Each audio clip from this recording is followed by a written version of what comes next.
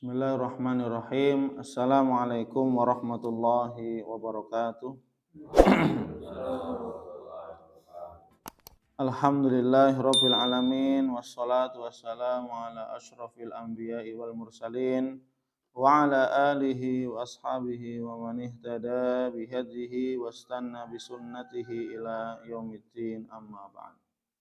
Mari kita awali majelis ilmu ini dengan baca doa talabul ilmi. Bismillahirrahmanirrahim. Rabbi zidni ilman, Allahumma fa'ni bima wa'allimni ma yanfa'uni warzuqni ilman yanfa'uni. Amin amin ya rabbal alamin.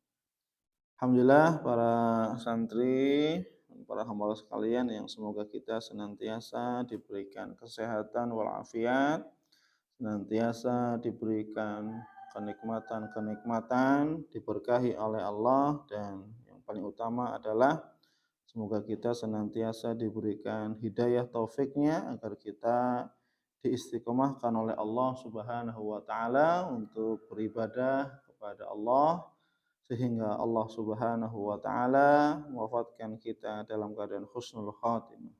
Amin amin ya rabbal alamin. Insyaallah pada Sabtu ba'da subuh kali ini kita akan melanjutkan pembahasan tentang prinsip-prinsip dasar Islam. Kita sudah sampai kepada rukun Islam. Rukun Islam yang pertama masih di syahadat. Masih di syahadat asyhadu anna Muhammadar Rasulullah, yaitu tentang konsekuensi dan tanggung jawab kita ketika kita sudah menyatakan asyhadu anna Muhammadar Rasulullah. Konsekuensi yang pertama kemarin adalah ta'atuhu fi ma'amar. Jadi ketika kita sudah menyatakan asyhadu anna Muhammadar Rasulullah, itu tidak serta-merta kemudian kita bersantai-santai, ya, duduk-duduk saja, tidak beramal. Bahkan justru kita diperintahkan oleh Allah Subhanahu wa taala sebagai wujud dan bentuk tanggung jawab kita. Konsekuensinya adalah yang pertama, setelah kita menyatakan asyhadu anna Muhammadar Rasulullah, yang pertama adalah ta'atuhu fi ma'amar. Yaitu senantiasa mentaati segala apa yang Rasulullah perintahkan. Jadi ketaatan kepada Allah dan Rasulnya mutlak. Ketaatan kepada Allah dan Rasulnya itu mutlak. Mutlak berarti tidak bisa ditawar-menawar. Waktunya sholat, sholat. Waktunya ibadah, ibadah. Tidak bisa ditawar-tawar. Ya, nanti tidak. Kemudian yang berikutnya tasdiquhu fi ma akhbar. Konsekuensi yang kedua kemarin sampaikan tasdiquhu fi ma akhbar. Apa? Senantiasa meyakini dan membenarkan segala apa yang Rasulullah sampaikan. Segala apa yang Rasulullah beritakan, meskipun tidak ya secara kejadiannya atau berita yang disampaikan Rasul itu tidak masuk di akal. Seperti peristiwa Isra Mi'raj, itu tidak masuk di akal. Bagaimana zaman Nabi, zaman yang tidak ada jet, tidak ada pesawat yang ke luar angkasa dan seterusnya. Kemudian Nabi dimi'rajkan ya ke Sidratul Muntaha, pertama Isra dari Masjidil Haram ke Masjidil Aqsa, kemudian naik ke Sidratul Muntaha. Hanya dalam waktu semalam sudah kembali lagi ke Mekah. Ini kan bagi orang-orang yang tidak punya iman mustahil. Mustahil. Tapi bagi orang-orang yang punya iman kepada Allah Subhanahu wa taala, maka kita menyatakan kita beriman kepada Allah dan Rasul-Nya. Dan kita beriman kepada apa-apa yang disampaikan oleh Allah dan Rasul-Rasulnya. Dan tidak mungkin Nabi kita Muhammad sallallahu alaihi wasallam berdusta, mustahil, sangat-sangat mustahil. Wa ma yantiqu 'anil hawa in huwa illa wahyu yuha. Sesungguhnya tidaklah apa-apa yang disampaikan oleh Nabi kita yang mulia Muhammad sallallahu alaihi wasallam melainkan wahyu dari Allah, ya. Nah, kemudian kita lanjut, konsekuensi yang ketiga yang kita bahas pada subuh kali ini adalah ijtinabu manaha anhu wazajar, yaitu senantiasa menjauhkan diri dari segala apa-apa yang beliau larang. Ijtinabu manaha anhu wazajar, yaitu senantiasa menjauhkan diri dari segala apa-apa yang beliau larang. Menjauhi diri, ya, dari segala apa-apa yang beliau larang.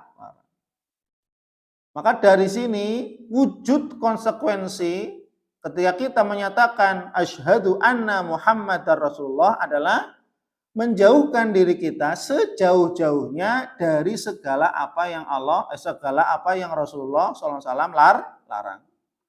Rasulullah melarang misalkan, ya, berzina, kita tinggalkan. Rasulullah melarang berjudi, kita tinggalkan. Rasulullah melarang untuk berbuat ini, berbuat itu, maka kita tinggalkan. Ya. Kenapa? Karena meninggalkan larangan, menjauhkan diri kita dari segala apa yang Rasulullah Shallallahu Alaihi Wasallam larang, ini wujud iman kita kepada Nabi. Ya. Meninggalkan, menjauhkan diri sejauh-jauhnya dari segala apa yang Rasulullah larang, ini wujud apa?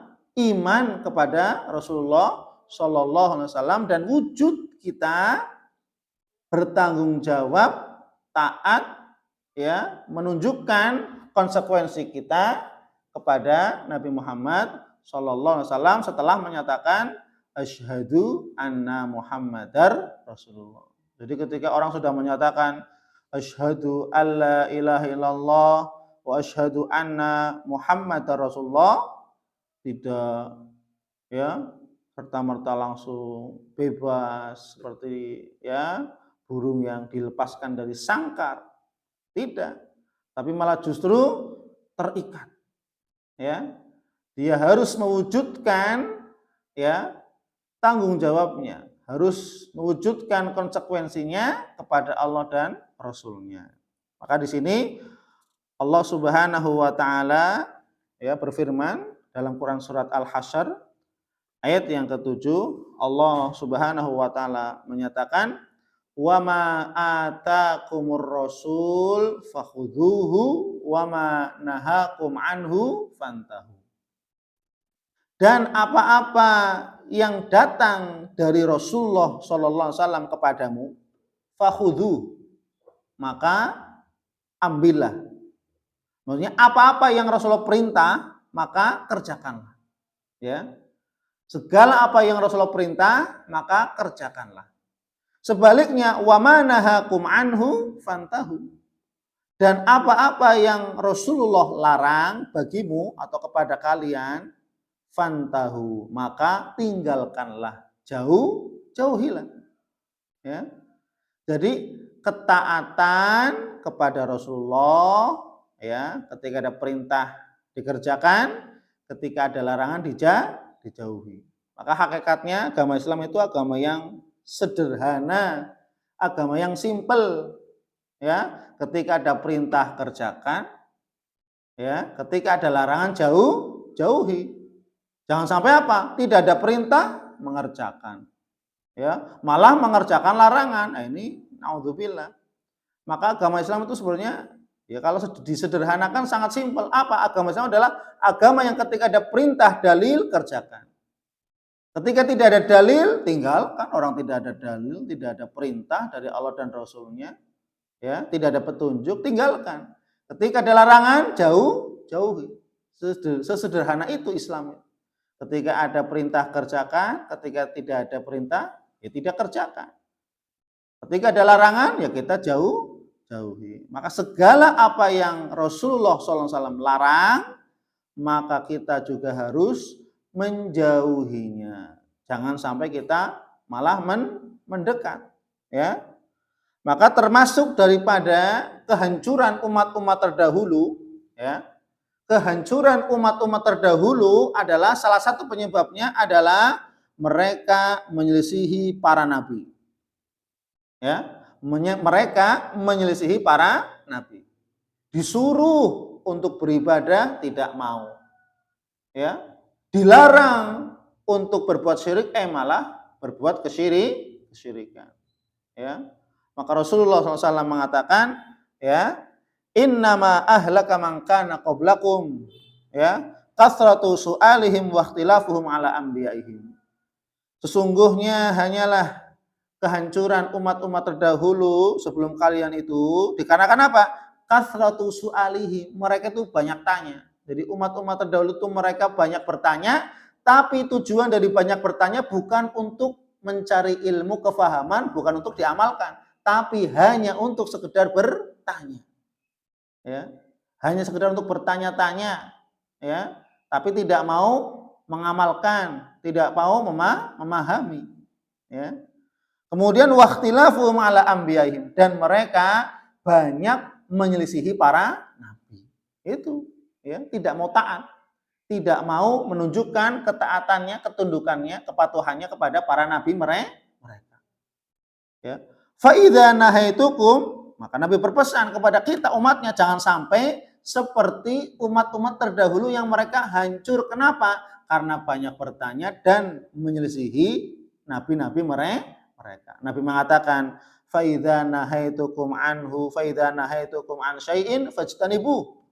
Apabila aku melarang kalian atas sesuatu, fajtanibu, maka jauhilah. Tinggal jauhi. Ya, ada orang khamar, dilarang minum khamar, kita jauhi. Ya. Dilarang berzina, kita jauhi. Ya, dilarang, ya, berbuat hal-hal yang diharamkan oleh Allah dan Rasul, kita tinggal menjauh. Ya, menjauhi maksiat tidak membutuhkan energi. Ya, meninggalkan maksiat, menjauhi kemaksiatan, menjauhi hal-hal yang dilarang oleh Allah tidak membutuhkan energi. Ya tinggal tinggalkan saja sudah. Tapi ketika beribadah kepada Allah, sholat, ya, harus bangun, harus wudu, harus berjalan kaki, harus menggunakan pakaian, harus butuh energi. Ketika sholat pun butuh energi, takbir dan seterusnya, gerak, ya. Apalagi ketika haji, wah jelas butuh biaya, ya, butuh tenaga, ya, kemudian sa'i, tawaf, ya, dan seterusnya. Ini membutuhkan tenaga dan biaya dan seterusnya. Tapi adapun meninggalkan larangan, menjauhi larangan, hanya sekedar sudah niat, udah saya tinggalkan ini. Hakikatnya meninggalkan larangan itu lebih mudah daripada mengerjakan ketaatan. Ya. Padahal meninggalkan larangan itu lebih mudah daripada mengerjakan ketaatan membutuhkan pengorbanan perjuangan. Ya, orang mau zakat, perjuangan, dia bekerja dulu, terus, ya, ketika sampai nisab 1 haul, tunaikan zakat. Artinya butuh pengorbanan, ya. Dia mau sholat, butuh pengorbanan, apalagi ketika cuaca dingin dan seterusnya, butuh pengorbanan melawan hawa nafsunya. Kemudian dia bangun, kemudian dia beranjak wudu, ada pergerakan. Kemudian dia setelah wudu berangkat ke masjid, kemudian dia sholat, kemudian dia pulang gerak lagi ke rumah.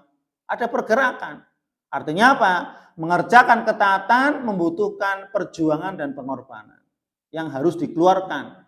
Tapi ketika meninggalkan ketaatan tidak butuh, tinggalkan saja, jauhi, ya. Maka di sini, ya, Rasulullah berpesan jangan sampai kita umat Nabi Muhammad itu hancur seperti umat-umat terdahulu. Ya, maka Nabi berpesan, idza nahaitukum an syai'in fajtanibu. Kalau aku melarang atas sesuatu, apapun itu, baik sesuatu yang dilarang itu perkara yang besar, apalagi juga sesuatu yang perkara yang kecil. Yang kecil saja kita harus tinggalkan, apalagi yang besar. Maka apa? Fajtanibu, jauhilah, ya. Wa idza amartukum bisyai'in, dan apabila aku memerintahkan kepadamu sesuatu, baik itu perintah kecil apalagi perintah besar, fa'tu minhu mastata'tum. Ini coba pesan Nabi, maka kerjakanlah sesuai dengan kemampuan. Loh, tapi kalau larangan tinggalkan seluruhnya. Ya. Dilarang khamar tinggalkan seluruhnya. Ya khamarnya, ya orang-orang yang minum khamar khawatir nanti tertular. Tinggalkan judi seluruhnya, ya. Tapi ketika mengerjakan ketaatan, Rasulullah mengatakan, fa idza amartukum bisyai'in fa'tu minhu mastata'tum. Apabila aku menyuruh kalian untuk mengerjakan sesuatu, maka kerjakanlah sesuai dengan kemampuan.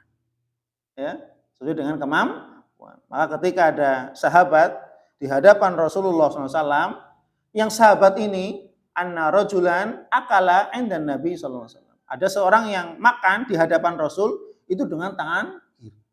Dengan tangan kiri. Kemudian Rasul mengatakan, "Kul biyaminik." Makanlah dengan tangan kananmu, kata Nabi, ya. Lastata'tu ya Rasulullah. Aku enggak bisa wahai Rasul. Oh, berarti memang mungkin sudah dari kecil dia kidal. Rasul mengatakan lagi sampai 3, "Kul biyaminik." Ya, makanlah dengan tangan kananmu. Lastata'tu ya Rasulullah. Aku enggak bisa, coba bayangkan, ya. Di hadapan Rasul, ya. Rasul menyuruh untuk apa? Ya, makan dengan tangan kanan dan dilarang untuk makan dengan tangan kiri. Sampai 3 kali, kul biyaminik, makan dengan tangan kanan. Maka apa? Dia pun salah mengatakan lastata, aku tidak bisa wahai Rasul. Maka Rasul mengatakan, ma mana'ahu illal kibr. Tidaklah seseorang, ya, tidaklah seseorang atau tidaklah seseorang tidak mau mentaati Rasulullah dikarenakan kesombongan. Coba bayangkan. Jadi orang-orang yang tidak mau taat kepada Allah dan Rasulnya, tidak mau mengerjakan perintah dan tidak mau meninggalkan maksiat, larangan dan Allah dan Rasulnya, maka dia adalah orang yang sombong. Artinya apa? Kebiasaan buruk yang dia kerjakan, dia harus tinggalkan untuk mencari ridho Allah dan Rasulnya. Sampai pun menghilangkan kebiasaan buruk tadi, apa? Makan dengan tangan kiri. Maka Rasul mengatakan di hadapan sahabat tadi, ma mana'ahu illal kibr. Tidaklah seseorang tidak mau mentaati Allah dan Rasulnya karena kesombongannya. Kesombongannya apa? Mengikuti hawa nafsu. Ya, ketika seseorang tunduk kepada hawa nafsunya, mengikuti hawa nafsunya, tidak mau mengikuti petunjuk Allah dan Rasulnya, ini sebuah kesombongan. Ya, sebuah kesombongan. Sampai pun kita harus merubah kebiasaan buruk kita untuk mencari ridho Allah dan Rasulnya. Ya, maka di sini, ya, Rasulullah juga mengatakan, la yu'minu ahadukum hatta yakuna hawahu taba'an lima ji'tu bihi. Tidak sempurna iman di antara kalian, ya, sampai hawa nafsunya taba'an lima ji'tu bihi, mengikuti apa yang aku perintahkan. Coba bayangkan. Jadi konsekuensi kita ketika kita sudah menyatakan asyhadu alla ilaha illallah wa asyhadu anna Muhammadar Rasulullah adalah senantiasa mentaati Allah dan Rasulnya dan senantiasa menjauhi segala apa yang Allah dan Rasulnya larang sejauh-jauhnya. Ya, ini merupakan bentuk konsekuensi kita. Ya, wallahu a'lam bishawab. Subhanakallahumma wabihamdik, asyhadu an la ilaha illa anta, astaghfiruka wa atubu ilaik. Wal afu minkum. Wassalamualaikum warahmatullahi wabarakatuh.